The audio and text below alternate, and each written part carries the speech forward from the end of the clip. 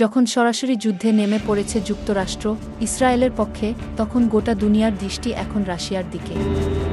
আর এই মুহূর্তেই মস্কোর দিকে রওনা হয়েছেন ইরানের পররাষ্ট্রমন্ত্রী আব্বাস আরাকচি, রুশ প্রেসিডেন্ট ভ্লাদিমির পুতিনের সঙ্গে এক গুরুত্বপূর্ণ বৈঠকের জন্য। আন্তর্জাতিক মহল বলছে এটি হতে যাচ্ছে বড় কিছু। ইরান রাশিয়ার সম্পর্ক শুধু বন্ধুত্ব নয়, বরং কৌশলগত অংশীদারিত্ব। আর এই সফর থেকে ধারণা করা হচ্ছে পরবর্তী প্রতিরোধের রূপরেখা ঠিক করতেই রাশিয়ায় গেছেন ইরানি মন্ত্রী।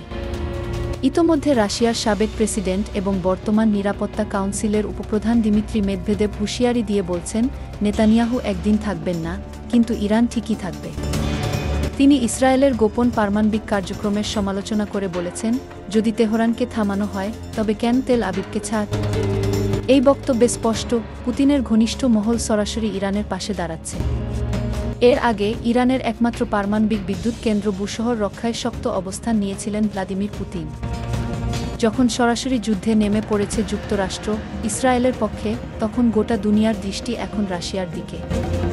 আর এই মুহূর্তেই মস্কোর দিকে রওনা হয়েছেন ইরানের পররাষ্ট্রমন্ত্রী আব্বাস আরাকচি, রুশ প্রেসিডেন্ট ভ্লাদিমির পুতিনের সঙ্গে এক গুরুত্বপূর্ণ বৈঠকের জন্য। আন্তর্জাতিক মহল বলছে এটি হতে যাচ্ছে বড় কিছু।